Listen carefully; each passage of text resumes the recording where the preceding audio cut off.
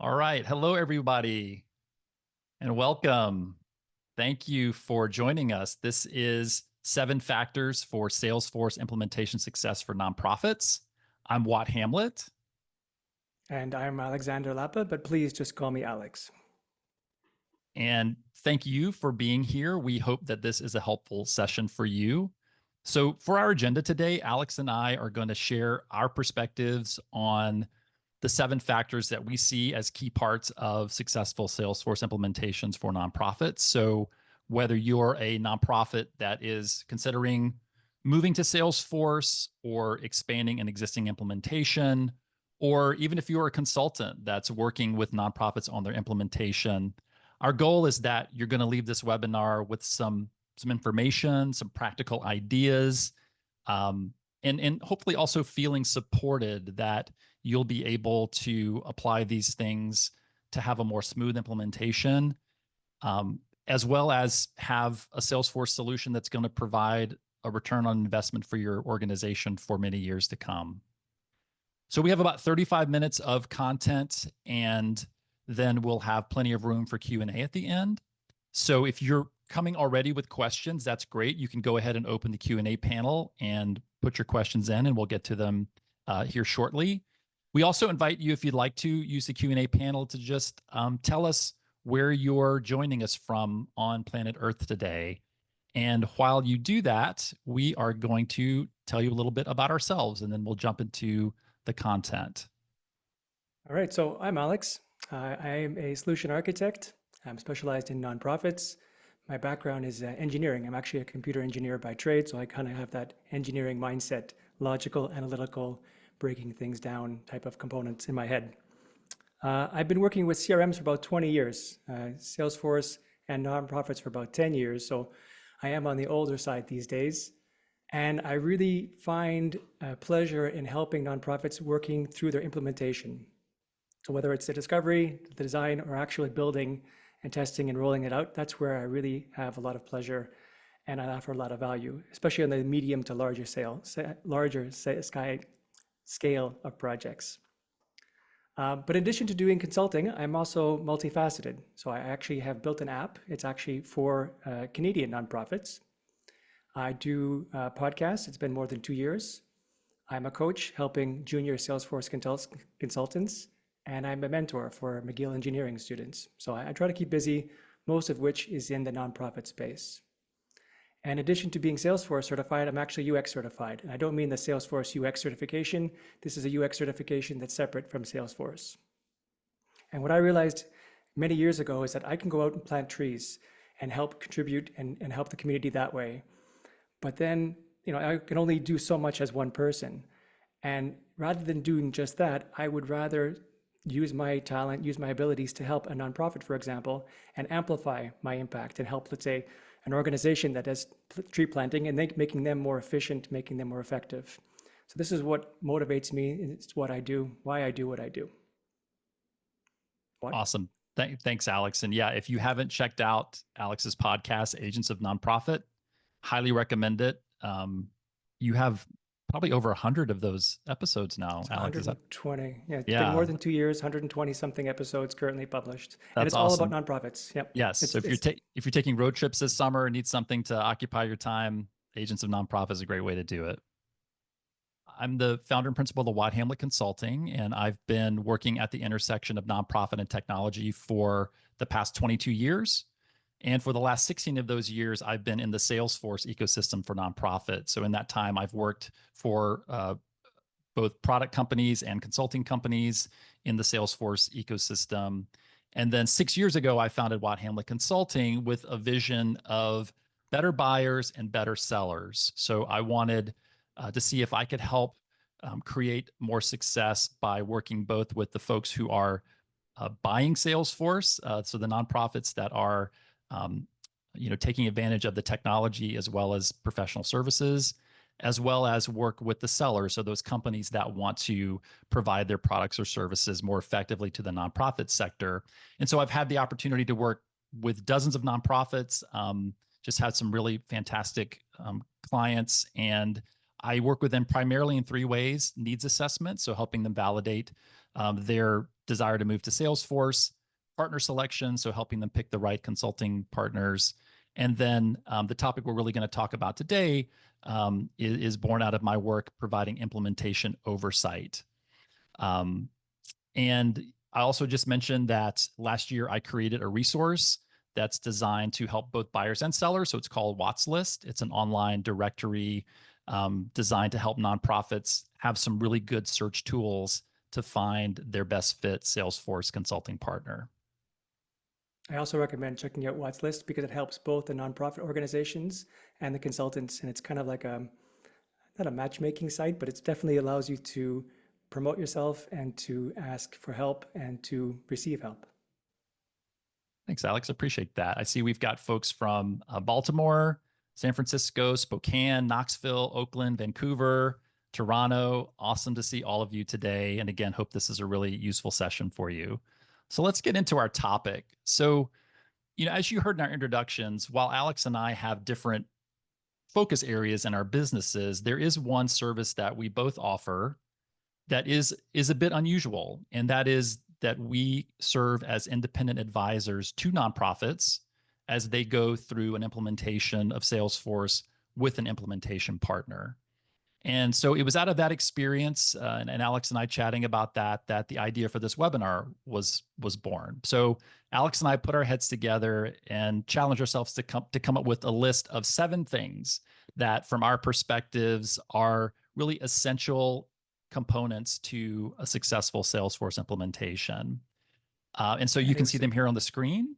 And it was a challenge just getting 7. I mean, we could have written a list of 70. So we had to take our time and prune down that list to these 7. Yes. And I'm sure those of you who have experience with Salesforce implementations, you're going to want to add some to this list. That's great. Please also drop your thoughts in the Q&A panel.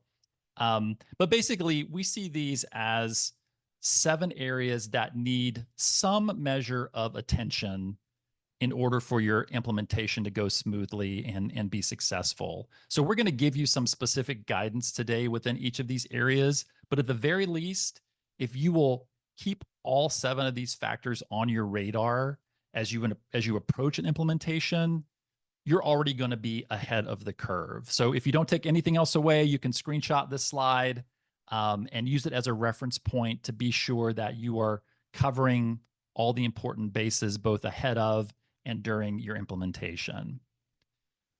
So let's get into the first one here, which is the planning stage. So Alex, as you think about it, what are the important things to understand about the planning stage as a key factor? So I would definitely start with the mindset of measure twice, cut once.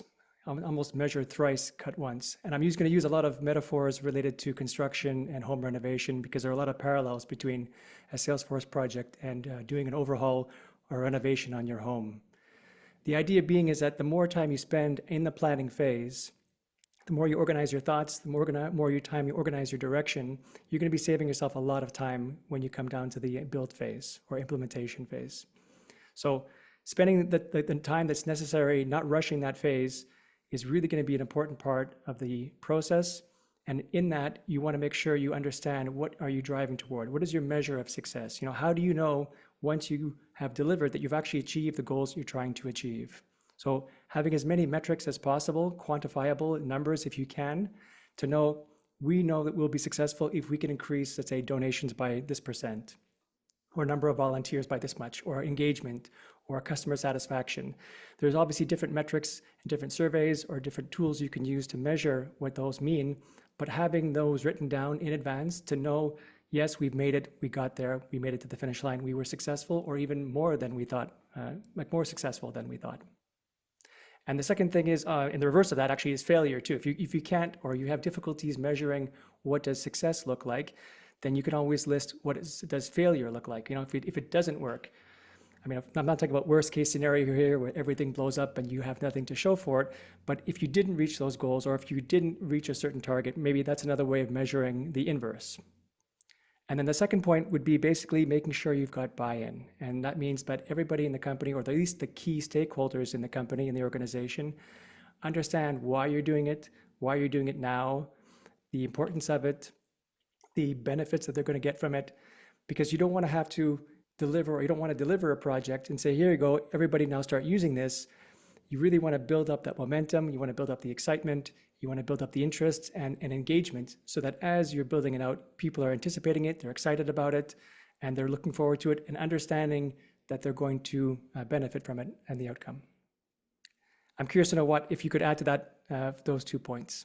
Yeah, I would definitely underline the buy-in part, and a specific factor within that is an executive sponsor. So having someone at a very senior level in the organization who is behind the project is, in my mind, it's essential. In fact, I require that in the clients that I work with. And then I would just say, beyond those 2 points, Alex, that it's in the planning stage, you want to also go ahead and look ahead to these other 6 factors. So, before you go out and engage an implementation partner, give that some thought. How are you going to go about doing that? Whose responsibility is that? Who's going to fulfill the roles and responsibilities on your project on your side of things? What measures are you going to put in place for accountability or for making architectural decisions? What are the risk and change concerns that you have, Alex? You alluded to that already.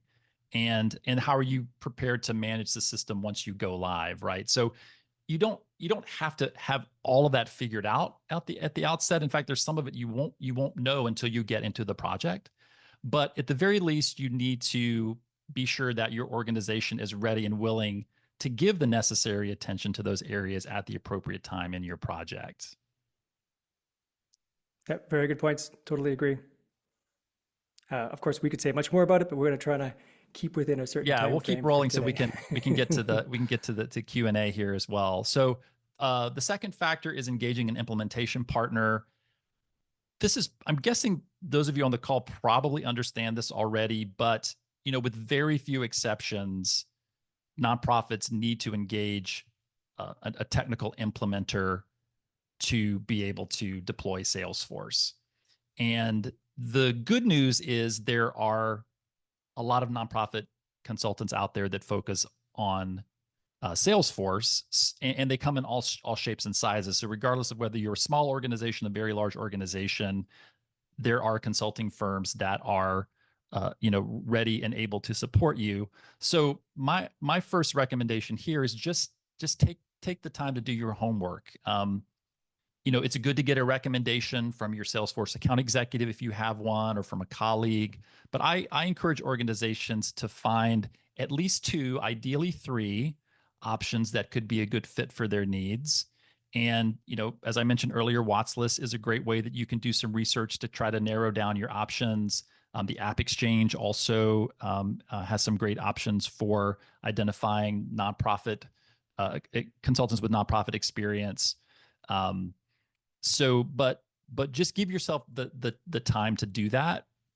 And then the second recommendation I have here, which kind of goes along with this, is that before you sign a contract with an implementer, you should interview the people that will be part of your project team.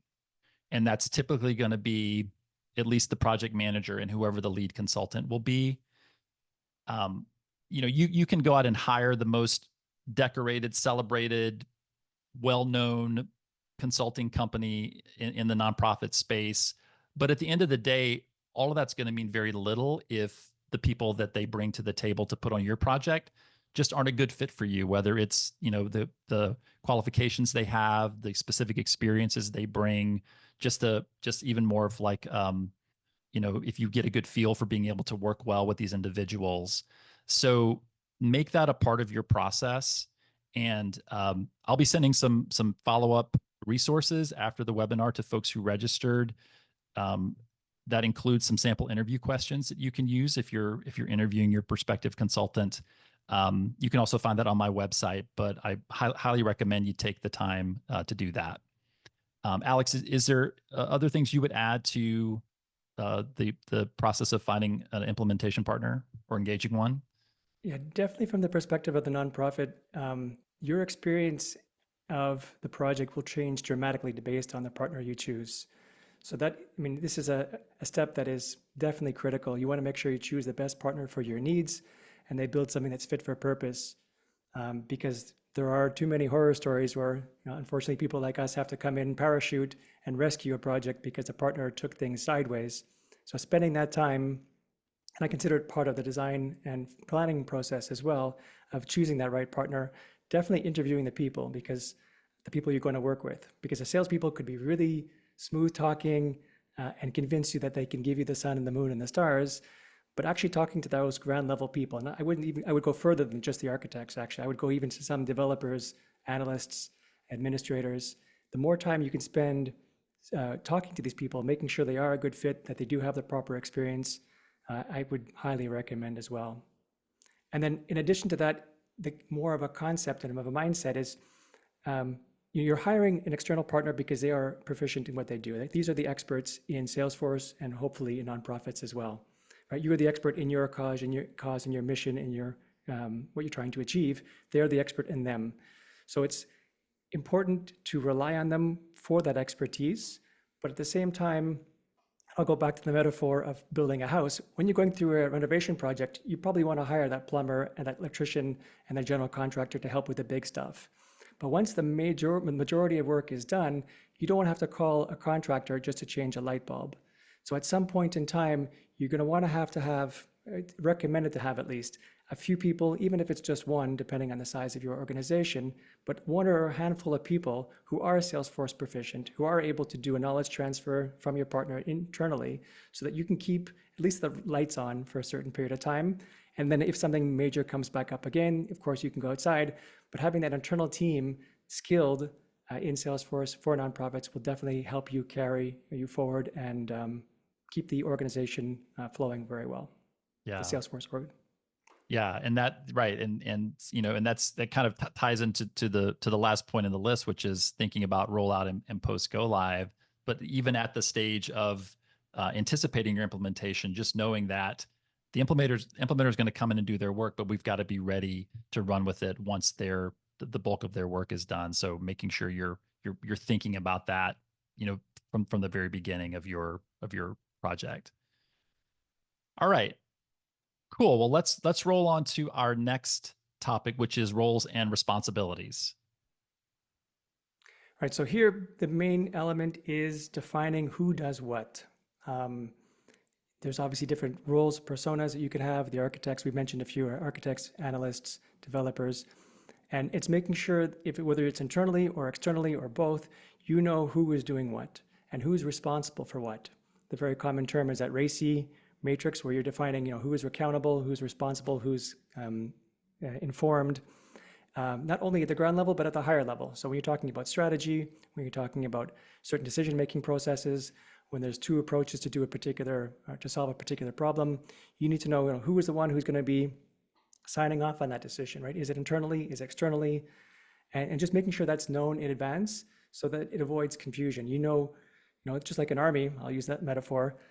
You know who the generals are, the people are, and they know what they're supposed to do. They know their role, they know their lane.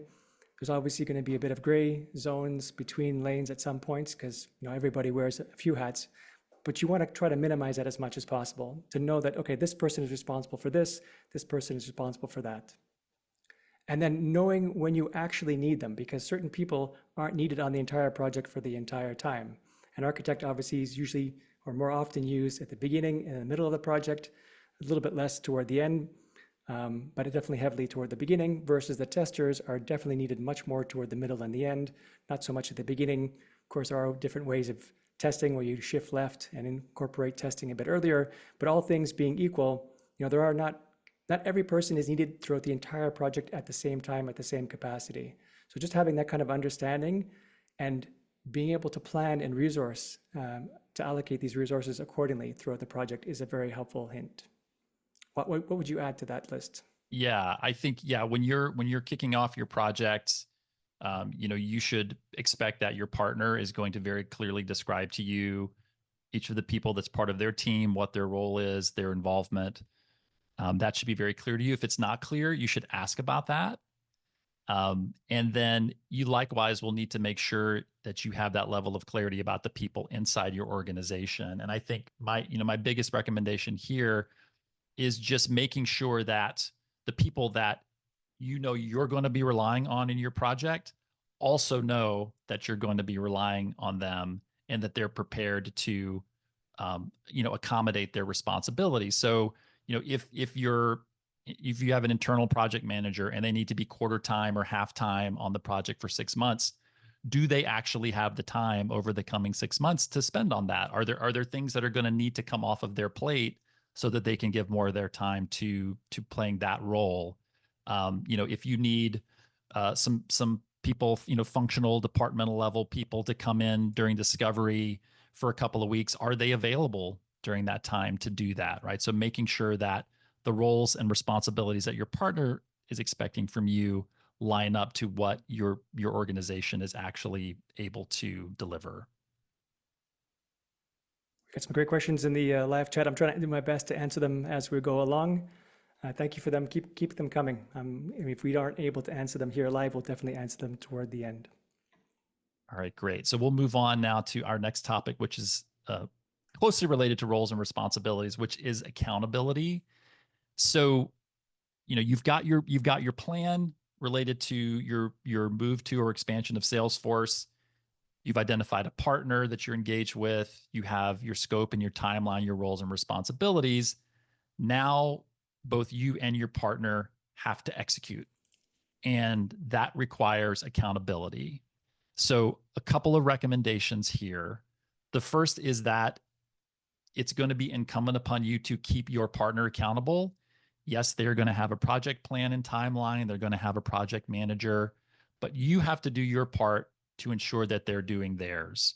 So, a very typical thing that partners do, which I think is great, is to have a regular status call. This is often a weekly call. One of the things that I think you will want to see in that call is a dashboard that's going to show you, here are the total hours we have available for the project and the total days, and here's where we are against those days and hours. And if you start to see the number of hours burned, or the percentage of hours used go up faster than the percentage of days used, you know that something is out of sync. Maybe that's okay, because maybe they're at a point in the project where they're burning hours more intently. Sometimes that happens, but that's always a good point for you to pause and ask the question to be sure you understand if the project is on track or not. It's also just good to see things like what work has been completed in the past week, what are we expecting is going to happen in the coming week, and any risks or issues that need to be addressed. Again, these are things I typically see partners do, which I think is great, but just make sure that you're getting that level of transparency from your partner to keep them accountable. So that's part of it. But the other part of it is you have to keep your own organization accountable. And the majority of the time when these projects get delayed, it's usually not because the partner can't do their part. It's because the nonprofit is not able to do their part. And quite honestly, this often just comes down to effective calendar management. So I want to encourage you, challenge you as a nonprofit to execute with the same level of discipline you're expecting from the implementer. Implementation teams will typically have to allocate their resources very carefully. They'll build week by week project plans for their staff based upon the start and end dates of the project. So you need to basically do the same. Do your due diligence to be sure that you're there and ready to fulfill the obligations when you need to. So that means, people showing up prepared for discovery calls. If you have 5 days to turn around a deliverable, making sure that you've scheduled time during those 5 days to review the deliverables with whoever needs to be a part of that, and are ready for the back and forth and discussion so that you can turn that deliverable around to your partner in a timely manner. So I think I'll just pause there. Alex, anything you would add to that? Yeah, I get that it's tough as an organization to have to balance, your day-to-day operations and this new project. And you're gonna have people that are gonna be, caught in the cross streams where they have to do both. And that can be very challenging, but you have to prioritize this. I mean, if you want to get anywhere, I think I completely agree. What usually it's not the implementation partner that delays things. Usually it's the nonprofit organization that does. So you have to prioritize this to a certain extent. I don't know what the exact measure is. It depends on your organization. But all things being equal, you want to make sure that things are moving forward, that you're not delaying too long, too much, because then you lose momentum and it's hard usually to pick up. So just making sure that you understand that you have to allocate some time and take away from your day-to-day operations to be able to make this, or at least give it all the possible chances of success. And I would also add then as that reminding that the partner is there to help you get up to speed to build it out, but ultimately you're the ones who are the owners. You as a nonprofit are the owners. You have to make sure that you are going to be ready to receive it when it's finished. And even along the way, you want to make sure that as the partner is building things out, that you trust them, but you're also verifying their work. And that's a key part because their incentives are not always in line with the same as yours. Of course, not too many times that happens, but they want to make sure they're successful, but they're also, if they're charging by the hour, there's a certain incentive in certain directions. So you just want to make sure that they're doing the work they really should be doing, not going too far off, not responding to scope creep accordingly, and not making sure they stay true to the path as well. I'll put it that way. So trust but verify is the outcome that I would aim for. Yeah, great. Great. Well, let's get into our next topic, which is architectural decision. So, Alex, what does that phrase mean to you, and why is that an important part of successful implementations? Yeah, I mean, so this could be this could be a webinar just in itself. I'm going to try to keep it simple.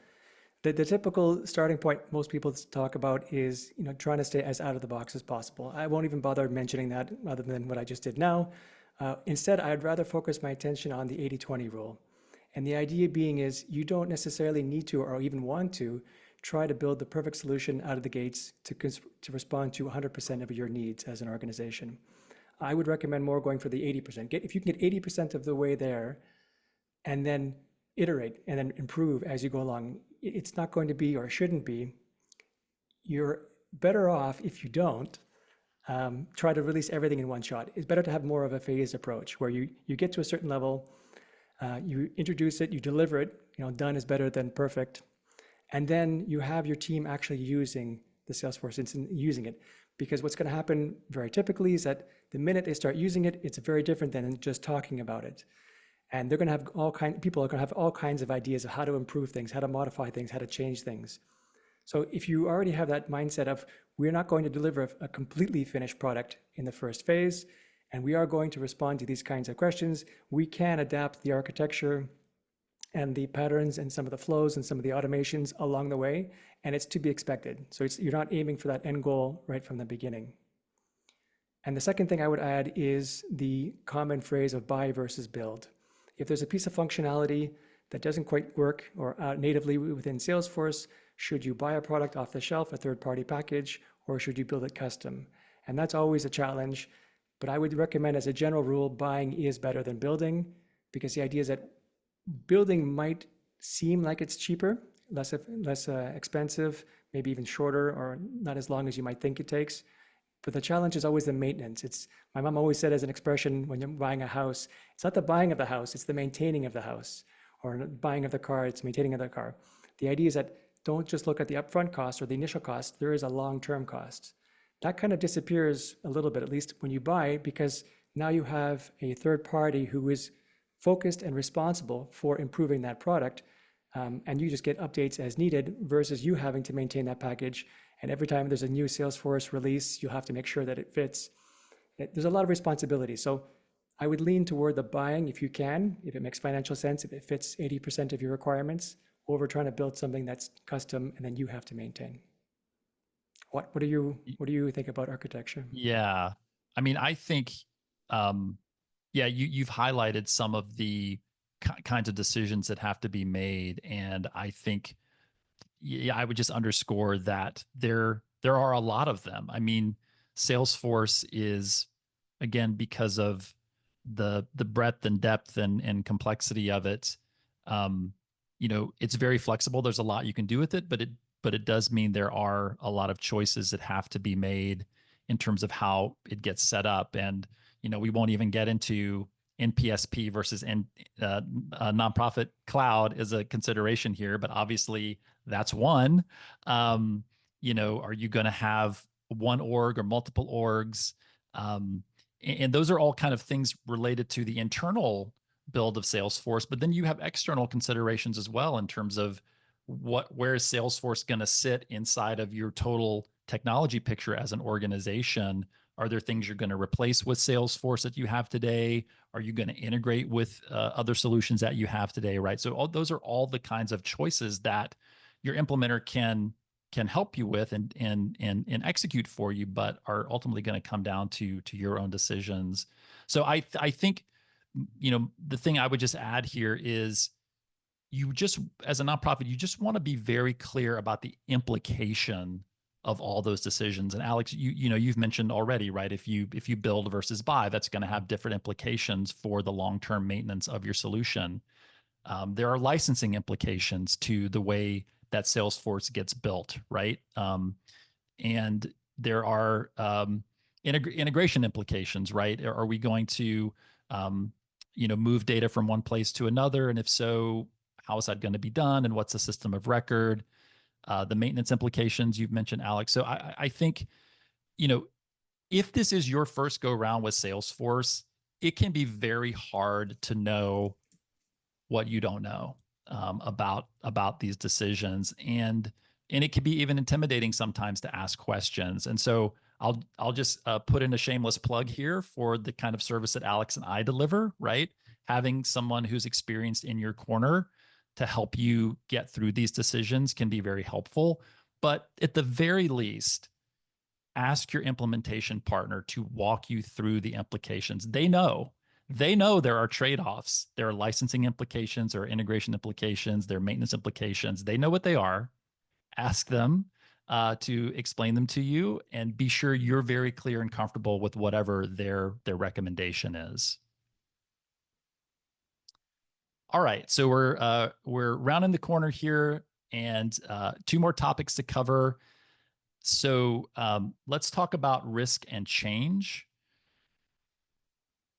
And as I was saying earlier, given the complexity of Salesforce, there's a lot that's at stake, right? Because Salesforce is the kind of software that can have so many tentacles into your organization that there's a lot of potential for, for innovation and new capabilities. There's also a lot of change that has to happen across a lot of people, and there's also more at stake, in terms of if the implementation doesn't go well and the kind of risk that entails.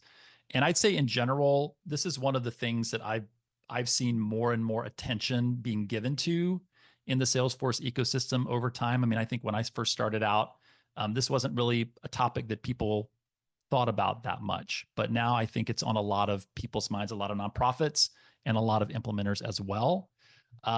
So I just, again, kind of in the interest of providing you some practical guidance here, I'd say when it comes to risk, and Alex alluded to this earlier, take the time to surface the risks up front so that you have a clear line of sight and can manage them effectively. There are two tools that I use for this. One is called a pre-mortem. This can actually be a pretty fun exercise where you get your stakeholders together and you say, imagine it's 9 months from now and our Salesforce project is complete and it was a raging success. Why? What made it successful? And you capture that and talk about it. Okay. And now the second part of it is we imagine the alternative reality, which is you get to the end of your project and it was a colossal failure. Why? What happened? What went wrong? And it's interesting that most people have some intuition, even before they get into the project, of what's going to make it go well and what's going to make it not go well. So the more you're able to surface that as an organization, it just gives you the opportunity to then put plans in place to bolster the things that are going to contribute to success and mitigate the things that are going to create risk of failure. And then the second tool is a risk register. And by the way, you can Google risk register pre-mortem. There are Wikipedia articles that do a great job of explaining these. But a risk register is a little bit more formal. It's typically a spreadsheet, and where you're delineating each risk, you're assigning an owner to it. You're looking at the probability of that risk happening and the level of impact if it does come to fruition. And then you're identifying mitigation strategies and contingency plans for each one of those areas. So that's a little bit more formal, but if you're really concerned about the level of risk in your project, can be a great tool to help you do that. And then on the topic of change, just the thing I would want to put on the table here today is that what change management means to an implementer. There can be a wide spectrum of that. It can be everything from we provide training to your users to we bring people who are certified in a certain change management methodology to execute a change management program with you. But I would just want to underscore that obviously there's technology change happening, and that's generally what's foremost on the radar of everyone involved. But you'll do quite well if you can remember that technology change is just one dimension of the change that Salesforce introduces, and there actually are 5 others. There's data, there's change related to data and how data, the role that data plays in the organization. There can be people changes associated with introducing Salesforce, either individual roles that are changing or new hires. Obviously, there can be process changes because a new system is going to change the way you work. There can be policy changes. So maybe now you have to have some new guidelines in terms of how the work of the organization gets done. And there can also be more organizational level changes, right? Because Salesforce has the opportunity to break down silos inside of organizations as you all centralize on a single system.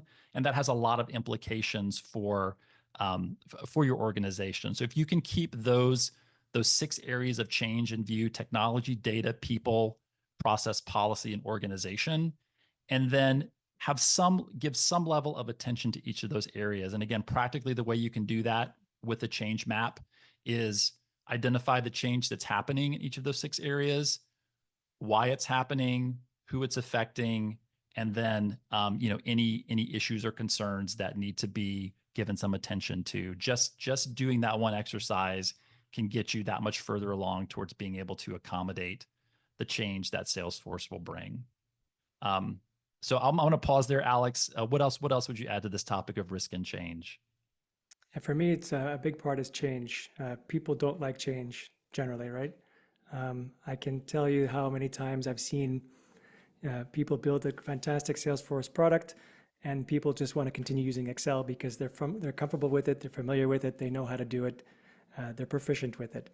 There's always going to be a certain level of discomfort when people change technology.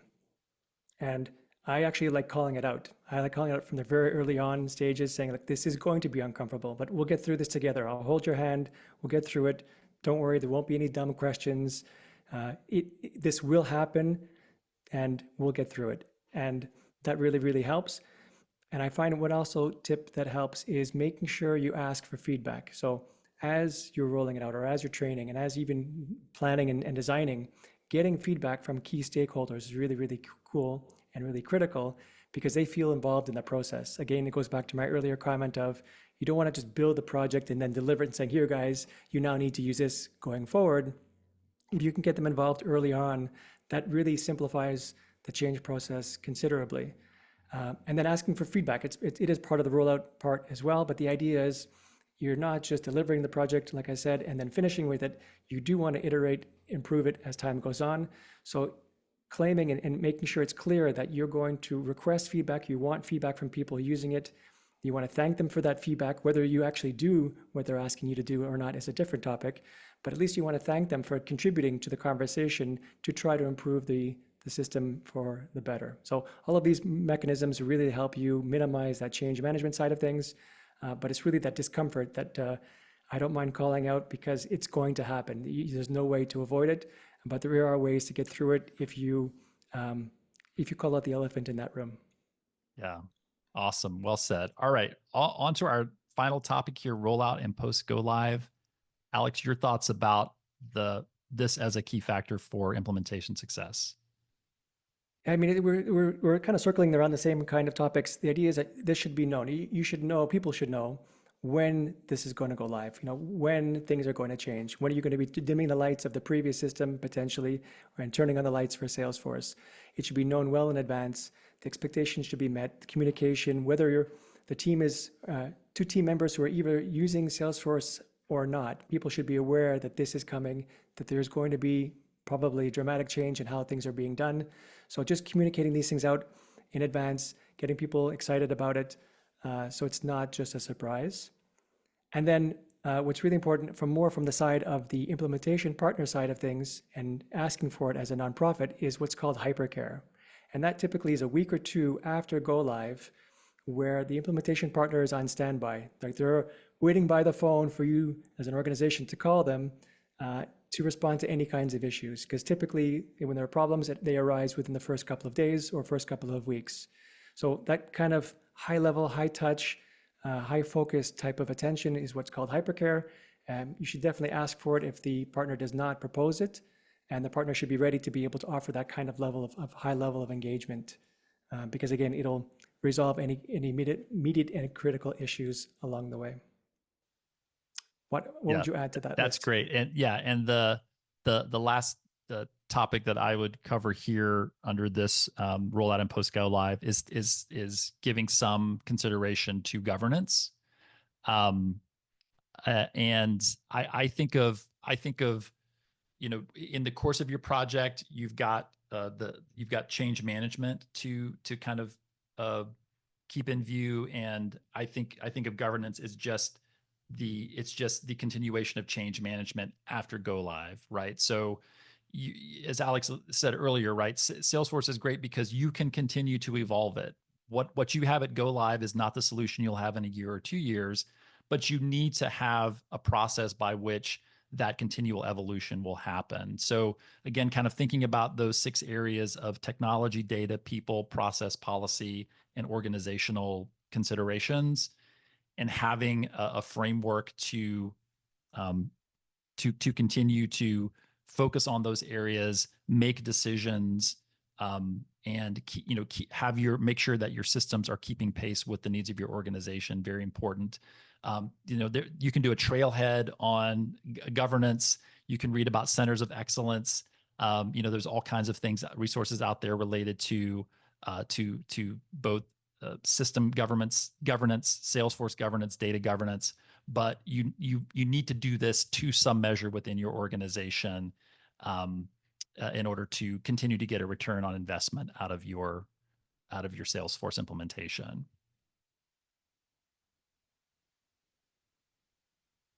All right. So we got through all 7 areas, Alex. We Almost did on time. it. Closing thoughts.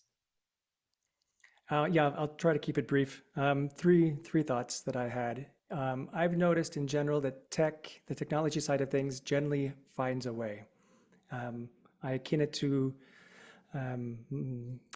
being able to like you will find a way to make the technology work. The biggest challenge tends to be the people, because those are the ones that are not simply black and white. Those are the ones that need more hand-holding, more reassurance, more comfort, more involvement. That team seems to be more the wild card than the technology. You can correct technology more easily, I think, than you can adapt and change people's mindsets and personalities and resistance. So just keep that in mind, that if you have to focus some of your attention, it's definitely toward the people. And then I would say just that success, this is one of my favorite quotes actually, is success is not an absence of problems, it's an ability to deal with them. There are going to be issues along the way. Hopefully with a good partner, you have a good partner, you can solve them together. But the idea is it's not about having no problems along the way. It's as problems arise, how do you solve them together as a unified team? And the better you can do that, the more likely you have for a greater success. What would you add to that? Love it. Love it. Yeah. I would say just to reiterate a couple of things I've already said. Before you contract with your implementer, meet the team that's going to be doing the work. Be relentless about managing your calendars on the nonprofit side. as you go through an implementation, pretend like you're an Olympic athlete going for a gold medal in calendaring. That's the level of discipline you need to have in managing the project. And then I would just echo what you said, Alex, is that I haven't seen a single Salesforce project that hasn't had bumps. There are going to be bumps. These projects can be hard. When you experience the bumps in your project, just go, there was a bump. We know we're going through a Salesforce implementation. But the key is being focused on constructive solutions to problems when they arise. And I would just kind of on that topic, I would just say something I like to see happen in projects is just periodically for both the nonprofit and the implementer to just ask each other, how do you think we're doing? What can we be doing a better job of in this project? Nonprofits ask that of your implementers, implementers ask that of your nonprofit clients, because that kind of open communication can go a long way towards helping you get through those bumps. Well All said. right. Social events can happen as well too. Team building exercises, I find. I mean, there's a whole bunch of other topics we can get into, time permitting, but there are ways to make sure that you try to stay unified as a team as well. Absolutely. So we're gonna move into Q&A now.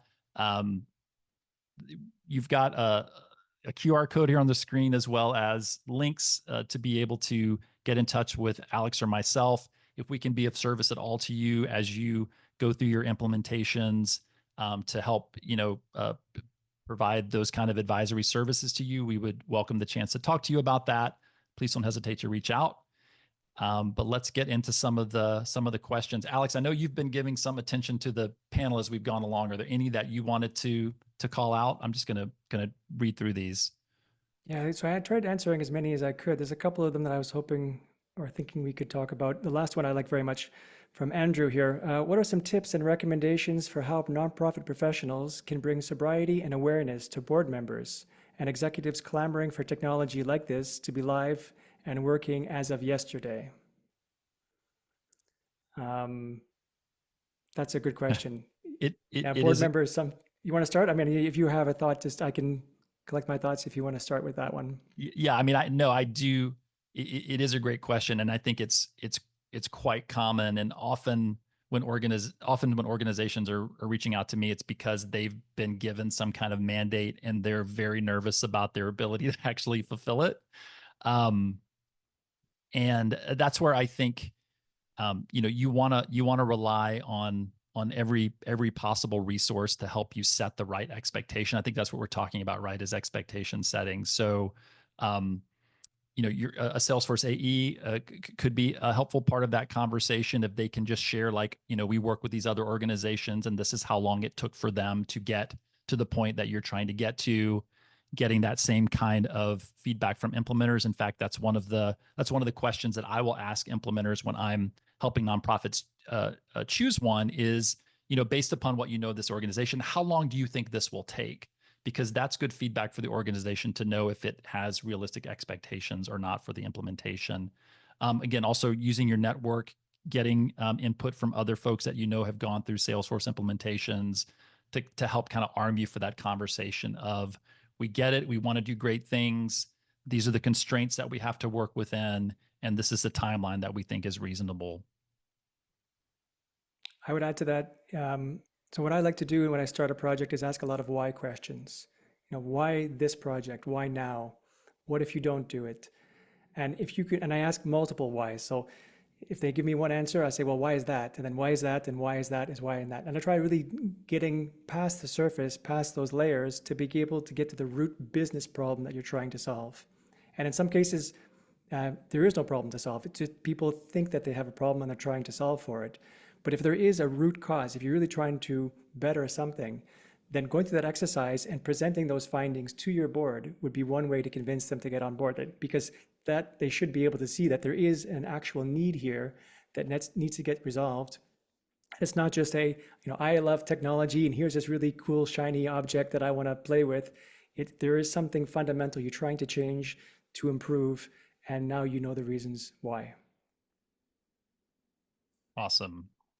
There's another question here. What are your opinions on when to start considering integrations? I know this is often a pain point. So Yeah. the way I think about that is, if we put it in the context of our 7 factors here. So first of all, in the planning stage, getting clarity about what it is you are trying to accomplish as an organization through your technology, and identifying where the gaps are, right? So if we've got some data over here and some data over here, that's a pain point for us. And so do we need to eliminate one system and centralize in another? Do we need to keep both of these systems and have them communicate in some way? Right. So just understanding the kind of the strategic or the business reason for the integration. And then as you're working with your implementer, um, making sure that gets factored in as part of the architectural decisions, right? And they're the technical experts at the table who can help you understand. You could you could you could you could eliminate one system and centralize in another. You could connect these two. You could connect both of them to a third system, right? So that the technical part of the integration design is obviously something you want the implementers input on.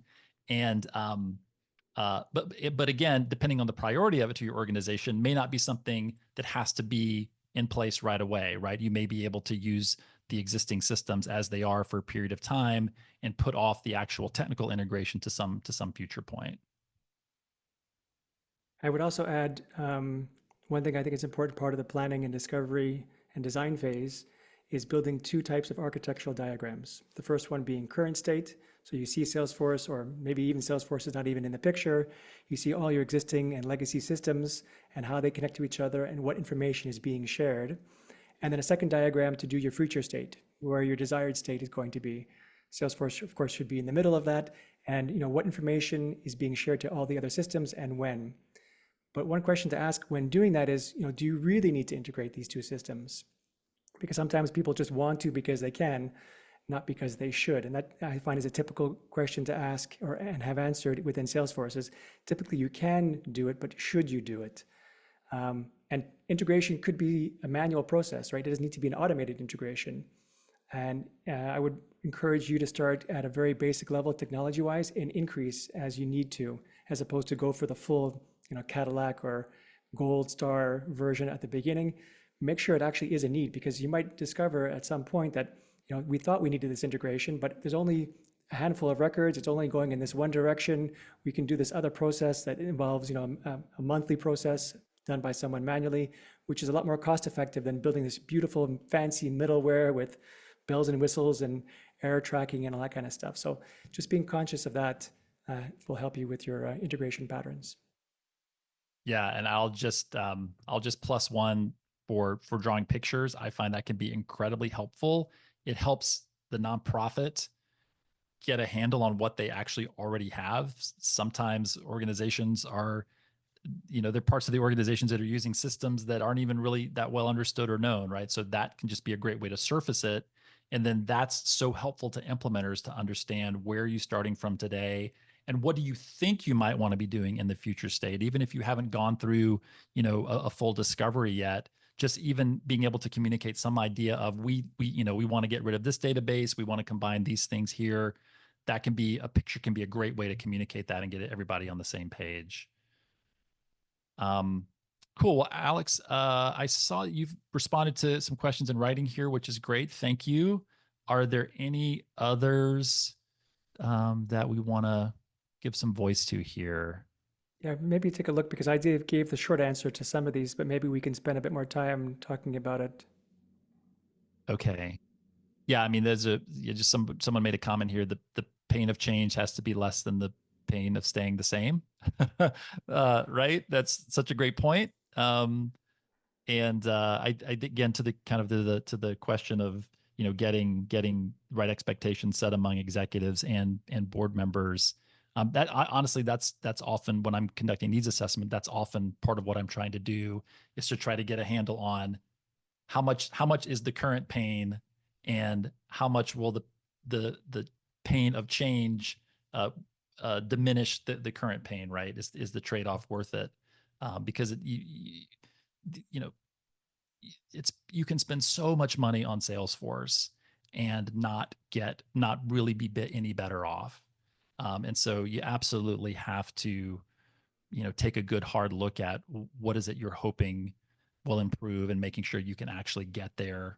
Not only that Salesforce can get you there as a product, but that your organization can get through this journey to get to the other side. We have another question from Andrew. Speaking of diagramming and documentation, are there any back office productivity tools that you have found incredibly helpful for nonprofits to use, keep their Salesforce and other technologies functional and useful long term, like Jira, Asana, Miro? I think this is a very ground level, detailed. I mean, just to touch upon it lightly, the tool that you use is the right tool for the job. There are so many great tools out there. I don't think there's one that says this is the one and you have to use this one. What matters most is adoption and usability. If your people are using it and it's being used and you're actually leveraging it, that's the right tool for the job. Mm-hmm. Yeah.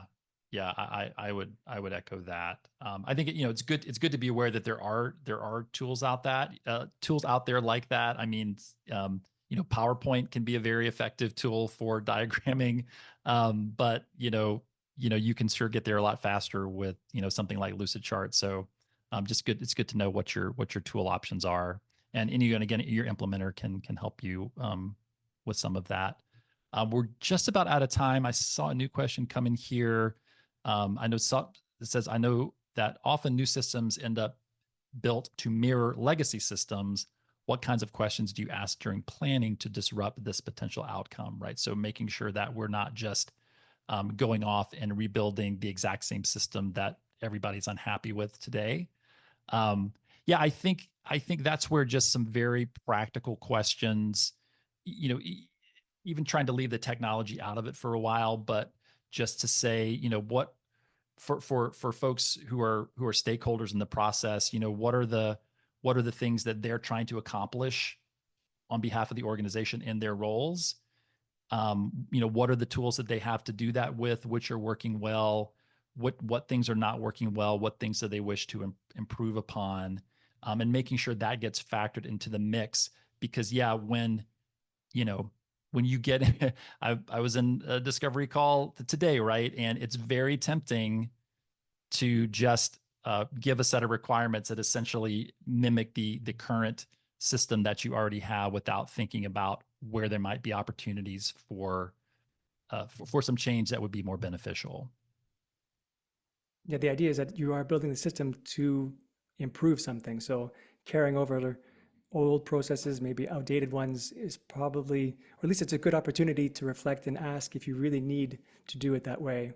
And there isn't enough time to explain it, but if you Google the 5-monkey experiment, this is something that I like to talk about when people tell me, well, this is how it's always been done. So if you Google that, you'll find, I'm sure, a couple articles about it, and it's a very fun thought experiment that will help you challenge the way people think and how they think with their old systems and old processes. We'll go out on that note. So again, thank you all so much, everybody, for joining us today, spending your time with us. Again, we hope this is very helpful to you. Please don't hesitate to reach out to either Alex or myself. And Alex, I'd just like to say thank you. It's been a real pleasure working on this with you.